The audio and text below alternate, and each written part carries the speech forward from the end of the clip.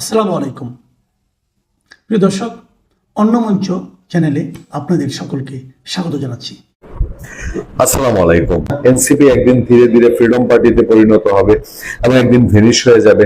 কেউ চলে যাবে জামাতে, কেউ চলে যাবে বিএনপিতে, কেউ খড়কুটো ধরে আঁকড়ে থাকতে চাইবে। এনসিপি বলতে কিছু থাকবে না। মানুষের বিরক্তি, ঘৃণা, ধিক্কার কতটা মারাত্মক হলে পরে আপনার একটা গোষ্ঠীর উপরে, একটা সংগঠনের উপরে বা একটা ব্যানারের লোকজনের উপরে মানুষ তার ঘৃণার প্রকাশটা সমাজে ব্যতিক্রমী সব ধারায় করতে পারে। এই যে সেদিন জেরাই খান পান্না ক্ষোভের সাথে বললেন যে ইউনূস কোথায়, ইউনূস আসলে ইউনূস মবের মধ্যে পড়বে, এটা তো এক ধরনের একটা প্রতিবাদ। আমরা বিশ্বাস করি, জানি জেরাই খান পান্না নিজে মব করার মতো লোক না, কিন্তু তিনি এই কথাটা বলেছেন তিনি যে বীতশ্রদ্ধ, যেই ক্ষুদ্র ডক্টর ইউনূসের শাসনের উপরে, সেই জায়গা থেকে বলেছেন। আমি অনেক আলোচনায় আপনাদেরকে বলেছি এনসিপি, জাতীয় নাগরিক পার্টি, ন্যাশনাল সিটিজেন পার্টি, এই পার্টিটা ইউনূস গেলে পরে এই পার্টিটা আসলে আর যেই রূপ আপনারা দেখেছেন এই রূপের ছিঁড়ে ফুটাও থাকবে না। বিএনপি সরকার ক্ষমতায় আসার পরে এদেরই চেলাচামুন্ডা, এই যে ধরেন শিবিরের যারা, এই যে মোসাদ্দেক, এবি জুবায়ের, এরা তো এদেরই লোকজন, এনসিপির লোকজন। এনসিপির লোকজন বলেই তো ওই শাহরিয়ার ব্যারিস্টার শাহরিয়ার চিৎকার করে উঠছে, এরা যখন মাইর খাইলো বলে যে হ্যাঁ এরা এখানে মাইর খাইতেছে, এনসিপি কোথায়? এটা কারণ হলো এনসিপির আগের সেই দিন নাই এবং এই দিন থাকবে না। এনসিপি একদিন ধীরে ধীরে ফ্রিডম পার্টিতে পরিণত হবে এবং একদিন ভেনিশ হয়ে যাবে। কেউ চলে যাবে জামাতে, কেউ চলে যাবে বিএনপিতে, কেউ খড়কুটো ধরে আঁকড়ে থাকতে চাইবে। বিচ্ছিন্ন ভাবে কেউ কেউ আওয়ামী লীগে আসবে না, এটাও লিখে দেওয়া যাচ্ছে। ভবিষ্যতে কোনো একটা সময় এনসিপির ছিটে ফোটা দু একটা আওয়ামী লীগও আসতে পারে, কিন্তু এনসিপি বলতে কিছু থাকবে না। কারণ মানুষের মধ্যে ঘৃণা, ক্ষোভ, আক্রোশ এত বেশি পাপ করে ফেলেছে এবং মানুষের প্রত্যাশার সাথে এমন বেশি প্রতারণা করে ফেলেছে এই এনসিপি ওয়ালারা, যেটা মানুষ ভুলতে পারছে না। সেই জন্যই বোধহয় এই ধরনের ঘটনা ঘটছে। আমি খবরটা একটু আপনাদেরকে পড়ে শোনাই। নতুন রাজনৈতিক দল, এখনো নতুন, কারণ হচ্ছে 1 বছরের উপরে হয়েছে দল গঠন হয়েছে, তো এখনো আহ্বায়ক কমিটি আছে, কমিটি আর করতে পারে না। এনসিপিতে যোগদানের পর ব্যক্তিগত ও পেশাগত জীবনে নানা প্রতিবন্ধকতার মুখে পড়েছেন জনপ্রিয় কন্টেন্ট ক্রিয়েটর কাফি। এনসিপিতে যোগ দেওয়ার কারণে তাকে বর্তমান বাসা ছাড়ার নির্দেশ দেওয়া হয়েছে এবং একটি কোম্পানির সঙ্গে থাকা বাণিজ্যিক চুক্তিও বাতিল হয়েছে বলে অভিযোগ করেছেন তিনি। আচ্ছা, এই ঘটনাটা আমরা কেবলমাত্র একটি খবরের মধ্যে দিয়ে জানতে চেয়েছি। এই যে কাফিকে বাড়িওয়ালা না করে দিয়েছে, তার সাথে চুক্তি হয়েছে কেন? আরো পার্টি আছে, তাই না? আর অসংখ্য পার্টি আছে, অসংখ্য পার্টিতে যোগ দিলে বাড়িওয়ালা না করে দিবে? কোনো কোম্পানি চুক্তি বাতিল করে দিবে? একটা মাত্রই কারণ, যে এনসিপি যারা করে এদের মধ্যে আপাদমস্তক অন্যায়, অপরাধ, পাপে ভর্তি। এরা সমাজে ভালোর কথা বলে যত অভ্যাস, যত খারাপই আছে সবকিছু প্র্যাকটিস করে। ফলে বাড়িওয়ালার হয়তো মনে হয়েছে যে এই আমার এখানে এতদিন ছিল কাফি নামে এই ছেলেটা কন্টেন্ট ক্রিয়েটর, আচ্ছা রাখি।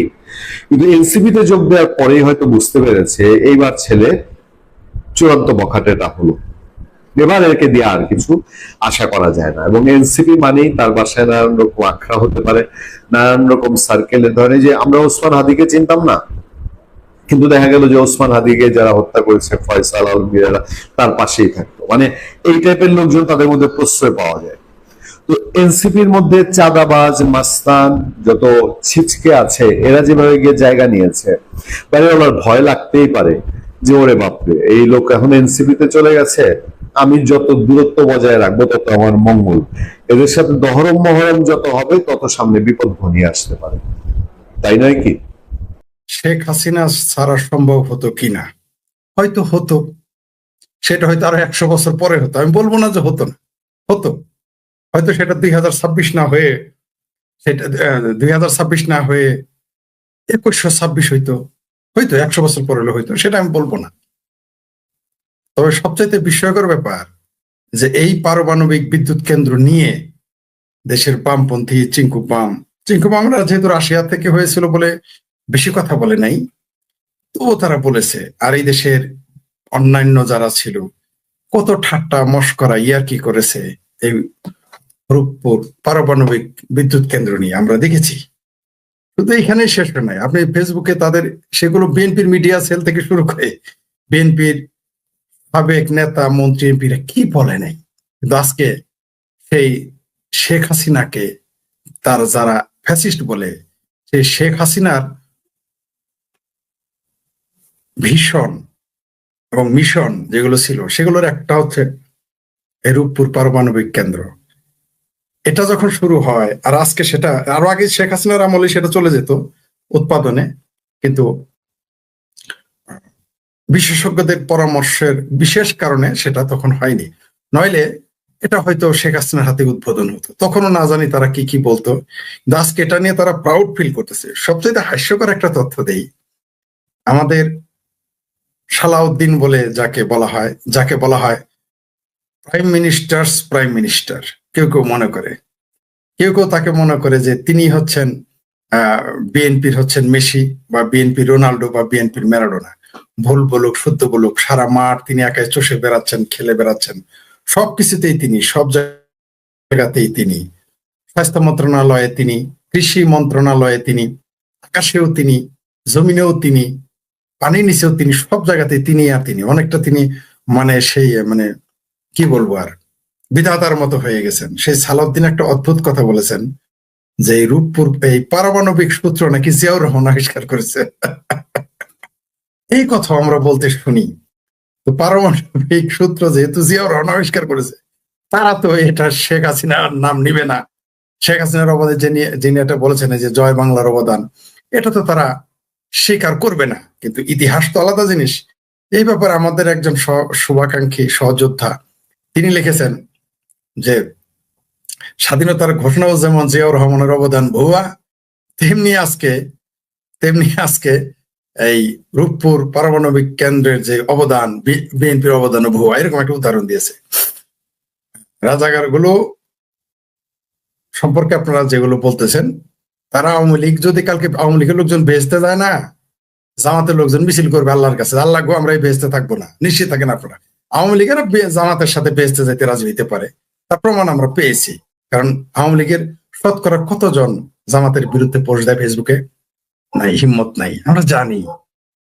শতকরা কতজন বুকে হাত দিয়ে বলেন তো বিএনপি কে গালি দিয়েছেন দেখেছি আমরা, কিন্তু জামাতকে গালি দেওয়ার হিম্মত যখন আওয়ামী লীগ সুপার পাওয়ার হিসেবে ছিল, যখন আওয়ামী লীগের মধ্যে সেলফি লিগে গিজগিজ করতো, অলি গলিতে আওয়ামী লীগের নেতাতে ছয়লাভ ছিল, আমরা কিন্তু জামাতের বিরুদ্ধে পোস্ট দিতে দেখি নাই, হেফাজতের বিরুদ্ধে তো নয়। আপনি আমজনতার একজন এডিটর হিসেবে আপনি দেখেছেন কিনা আমি জানি না, আমি দেখি নাই। বিএনপিতে যদি 100 জন পোস্ট দিয়ে থাকে, মনে করেন 100 জন আওয়ামী লীগের নেতা কর্মী বা ছাত্রলীগের যুবলীগের 100 জন যদি পোস্ট দিয়ে থাকে বিএনপির বিরুদ্ধে, তাহলে সর্বোচ্চ 5 জন দিয়েছেন কিনা জামাতের সমালোচনা করা, আমি দেখি নাই। আপনি দেখেছেন কিনা আমি জানি না।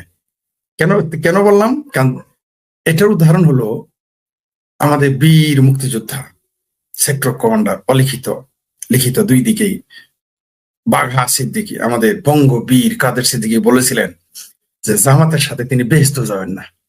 তাকে আমরা কিন্তু বেহেশত তো দূরের কথা, বিয়ার দাওয়াত না, ইফতারির মঞ্চে দেখেছি। তো বিএনপি লোক কিন্তু আওয়ামী লীগের লোক, বিএনপি লোক তো যাবে, আওয়ামী লীগের লোক জামাতের সাথে জান্নাতে থাকতে চাইবে। কিন্তু জান্নাতে যদি আওয়ামী লীগের লোক যায়, জামাত সেখানে মিছিল করবে মওদুদীর নেতৃত্বে, সাইদির নেতৃত্বে, দেইলা রাজাকারের নেতৃত্বে, কাদের মোল্লা কসাইয়ের নেতৃত্বে, গোয়াজম, এই রাজাকার আল শামস, রাজাকার কুল শিরোমণি, গোলাম আজমের নেতৃত্বে, তারপরে যে কি বালিশটার একটা যার নিয়োগী দিছে মিথ্যা কথা বলার জন্য শাহরিয়ার কেসকি বান্দির বলা, টাকলা ফুয়াদ মুয়াদ, এগুলা যারা আছে এই গ্রুপ, এবি পার্টির মঞ্জু ফঞ্জু যা আছে, এরা সবাই মিছিল করবে আল্লাহ গো আমরা বেহেশতে থাকবো না। কেন? কারণ এখানে বঙ্গবন্ধু আছে। কেন বেহেশতে থাকবে না? যে এখানে শেখ হাসিনা আছে। কেন বেহেশতে থাকবে না? এখানে আওয়ামী লীগ আছে। আর আমি যদি ভুলে বেহেশতে যাই, তাহলে তো জামাত পুরো বেহেশতে বয়কট করে দিবে। মার্শাল্লাহ, আল্লাহ রে বলবো আল্লাহ আমরা বেহেশত বয়কট করলাম, শেখ ফরিদ কেন বেহেশতে? এটা তারা করবে। এটা বলার কি কারণ আশা করি আপনারা বুঝতে পারছেন। তো বিএনপির যেমন তেমন আওয়ামী লীগের কোনো ভালো কাজ জামাত মেনে নিবে না, তারা সেটা স্বীকার করবে না, করতে পারে না। আপনি দেখেন 560টা মসজিদ বানিয়েছে আওয়ামী লীগ, তারপরে আওয়ামী লীগ হিন্দুর দল, তারপরে আওয়ামী লীগ ভালা না, তারপরেও আওয়ামী লীগ ভারতের দালাল। কিন্তু এই যে ভারতের দালালি করলো আওয়ামী লীগ, তাদের ভাষা, জামাতের ভাষায়, বিএনপির ভাষায়, আমার ভাবির পোলাদের ভাষায়, আমার ভাবির পোলাদের উস্তাদদের ভাষায়, চিঙ্কু মামের ভাষায়, এরা 19 মাস 20 মাস যাবৎ মিলকে জুলকে ক্ষমতায়, এরা একটা 20 মাসে 20টা শব্দ বের করতে পারলো না যে এই শব্দ বোঝা যায় যে বাংলাদেশ আওয়ামী লীগ ভারতের কাছে বিক্রি করে দিয়েছে বা গোলামি চুক্তি করেছে, বাটে হিন্দুদের পক্ষে গেছে। আমরা পেলাম না। কিন্তু আমেরিকার সাথে চুক্তি এরকম করেছে যে শুয়োরের গোস্ত আনার চুক্তি করেছে, গিদরের গোস্ত।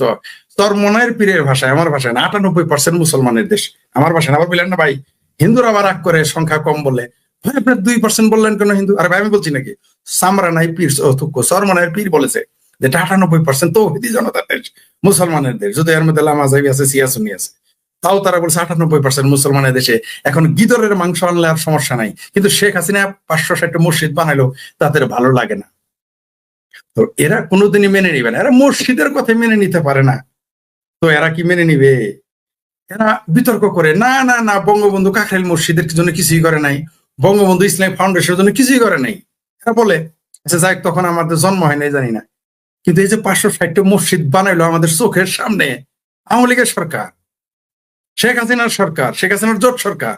চিঙ্কু মামেরা শেখ হাসিনার সারাদিন গালি দিল, মৌলবাদ প্রতিষ্ঠিত করতেছে।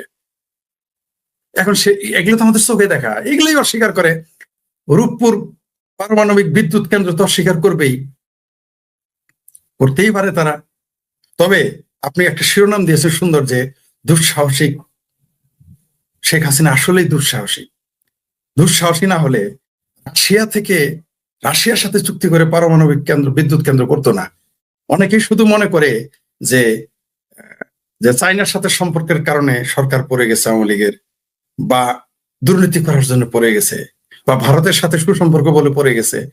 একটা কথা কিন্তু বলে না, সেটা হলো রাশিয়ার সাথেও আওয়ামী লীগ সরকার, জোট সরকারের একটি চমৎকার বন্ড, একটা টাই, একটা সুন্দর সম্পর্ক ছিল। এটাও অনেক দেশের পছন্দ হয়নি।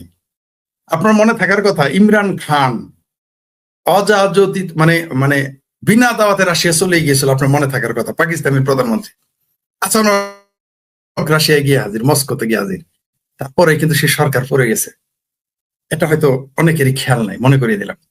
শেখ হাসিনা এই যে এত উন্নয়ন, শুধু তাদের অনেকেরই দৃষ্টিকটু হয়ে দাঁড়ায় নাই।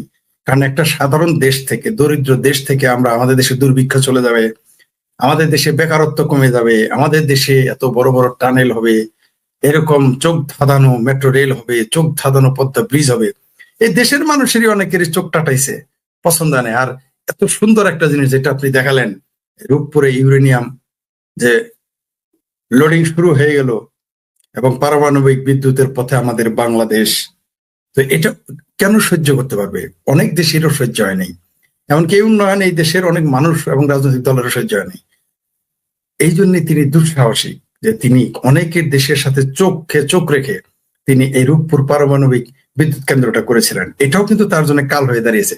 যারা, আমিও বলি মাঝে মধ্যে যে মৌলবাদীদের সাথে আপোষ করার জন্য আওয়ামী লীগের পতন ঘটেছে, আওয়ামী লীগকে সবল মেরেছে, এটা সত্য। কিন্তু তার চেয়েও বড় সত্য, রূপপুর, এই যে একটা কথা আছে না যে আপনা মাংসে হরিণা বৈরী, গরিবের মেয়া, গরিবের বউ যদি সুন্দরী হয় তাহলে কিন্তু বিপদ আপদ বেশি আসে ধনীদের চাইতে। তো শেখ হাসিনা সাধারণ একটি মানে কিছু কেবল দারিদ্র মুক্ত একটি দেশ, সেই দেশটাকে এত উপরে নিয়ে যাচ্ছিলেন, অনেক রাষ্ট্রের পছন্দ হয় নাই। তার জন্য এটাও একটা কারণ তাকে উচ্ছেদ করা। আপনি সঠিক শিরোনাম দিয়েছেন যে শেখ হাসিনার দুঃসাহসে পারমাণবিক যুগে বাংলাদেশ। যদিও আজকে তার নাম কেউ নিতে চাচ্ছে না, তাকে ফ্যাসিস্ট বলতেছে, কিন্তু আমরা দেখতে পাচ্ছি তিনি ফ্যাসিস্ট না, তিনি আর্টিস্ট।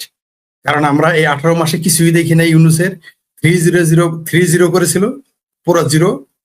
আবার তার আমাদের জাতীয় ভাইয়া, আমাদের কার্ড রহমান, তিনি এসে, কার্ড রহমান নাম আমি দেই নাই, কারণ সবকিছু তার আমি দেই না, আমার অনেক নাম, ভাবির পোলা, ময়মনসিংহে পাউরুটি ইত্যাদি ইত্যাদি, তারপর চিঙ্গু মামা, এগুলো নাকি প্রচার হয়, দুষ্ট লোকেরা বলে। তো কার্ড রহমান আমি নাম দেন, এটা রোকেয়া প্রাসি দিয়েছেন, রোকেয়া আপাই নামটা দিয়েছেন যে কার্ড রহমান। তো কার্ড রহমানের যে এত নাম ভূমিকা আসতেছে আমরা দেখতেছি, এইভাবে যদি চলতে থাকে কিছুদিনের মধ্যে তাকে লাল কার্ডও দেখানো হবে। 2018 সালে প্রধানমন্ত্রী শেখ হাসিনা রূপকল্প 2100 অনুমোদন দেন। সেটা ছিল ডেল্টা প্ল্যান 2100। এই রূপকল্পে ছিল বাংলাদেশে যত আপনার জলবায়ুজনিত বা জলবায়ু পরিবর্তনজনিত সমস্যা আছে, সেচের সমস্যা, পানির সমস্যা,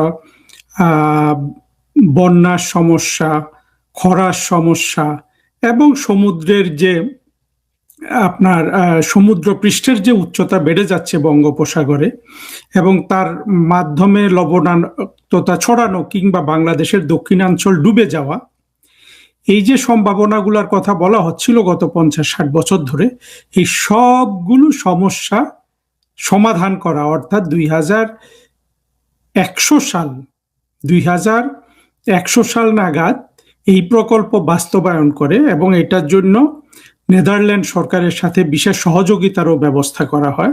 বাস্তবায়ন করে বাংলাদেশে জলবায়ু পরিবর্তনজনিত যত ধরনের সমস্যা হতে পারে সব ধরনের সমস্যা থেকে বাংলাদেশকে সুরক্ষা দেওয়ার জন্য এই রূপকল্প তিনি অনুমোদন করেছিলেন, এবং এটার উপর উনি যথেষ্ট কাজ করেছেন।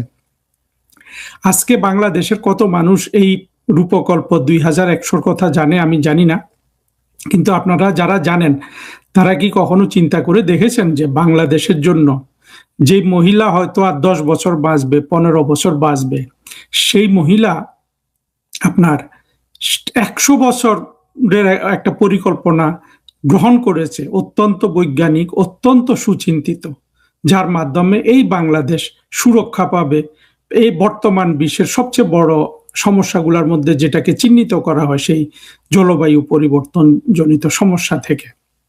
আজকের আমি এই ভিডিওটাতে থাম্বনেইলে আপনি পড়বেন যে শেখ হাসিনা শতবর্ষের ভীষণারী। হ্যাঁ, এই ধরনের শিরোনামে আপনার কাছে মনে হতে পারে যে এটা একটা ক্লিশে বা অতিরঞ্জিত, একটু হাস্যকর, কিন্তু শেখ হাসিনার কর্ম যদি আপনি বিশ্লেষণ করেন তখন আপনি কিন্তু এটাকে শুধু আপনার কাছে একটা যথোপযুক্ত শিরোনামই মনে হবে না।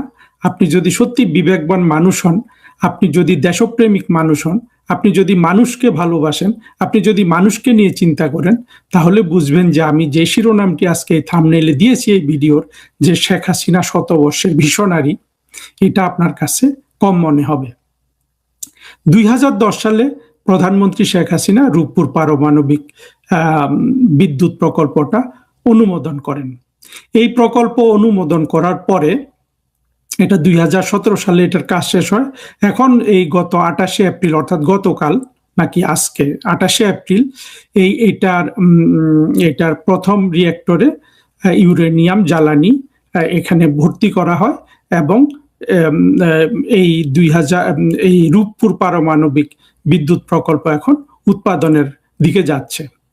এই রূপপুর পারমাণবিক প্রকল্প ছিল $12 বিলিয়ন, এবং এখান থেকে চূড়ান্তভাবে আপনার 2400 মেগাওয়াট বিদ্যুৎ উৎপাদন হবে, যে উৎপাদনটা শুরু হয়ে গেছে। চিন্তা করুন, প্রধানমন্ত্রী শেখ হাসিনার যে কোনো ভালো কাজের প্রতিবাদ যেভাবে বা যে কোনো একটা ভালো প্রকল্প গ্রহণ করলে যেভাবে এই বাংলাদেশের পাকিস্তানি সেকুলাররা ঝাঁপিয়ে পড়ে, এইটাতে সবচেয়ে বেশি ঝাঁপিয়ে পড়েছিল এই 2010 সালে গ্রহণ করা এই রূপপুর পারমাণবিক বিদ্যুৎ প্রকল্প। অবশ্য বাংলাদেশের ক্ষেত্রে এই ধরনের প্রকল্প গ্রহণ তো আসলে মানে ছোটখাটো কলিজার বিষয় তো না, ছোটখাটো সাহসের বিষয় না। সেই সাহস তো একমাত্র জননেত্রী শেখ হাসিনা ছিল, উনি সেটা গ্রহণ করেছেন। আমি একটু আগে দেখছিলাম যে কে কি ভাবে এই প্রকল্প বানচালের জন্য রাস্তায় নেমেছিল, তার মধ্যে অনেক কিছু আছে, বলে কিন্তু 2-4 ঘন্টা কথা বলা যাবে। একটাতে দেখলাম 2016 সালে একেবারে 10 জন কোমর বেঁধে নেমে গেছে, সেখানে তারা বিবৃতি দিয়ে জানাচ্ছে অবিলম্বে এই প্রকল্প বাতিল করা হোক। কারা কারা আছে সেখানে জানেন? সুলতানা কামাল, খুশি কবির, আনু মোহাম্মদ আছে, এমনকি মুকসুদ, সৈয়দ আবুল মুকসুদ, যে জিন্নার মতো সাদা সাদা ধুতি পরতো একটা লোক ছিল না, সে আছে। তারপরে আরো যে কি কি কত লোক যে আছে, সুজন করতো, এই বদিউল আলম মজুমদারের আগে একটা লোক ছিল, সে সরকারি কর্মকর্তা ছিল, কি যেন নাম ভুলে গেছি, ওটা পড়লে দেখলাম যে এরকম সবগুলা লোক, ইফতেখারুজ্জামান ছিল টিআইবির, এরা সবাই কিন্তু এটার বিরোধিতা করেছে। এবং আনু মোহাম্মদ তো এই বিহারির বাচ্চা, এমন কোনো বাকি রাখে নাই সে এটার বিরুদ্ধে যাওয়ার।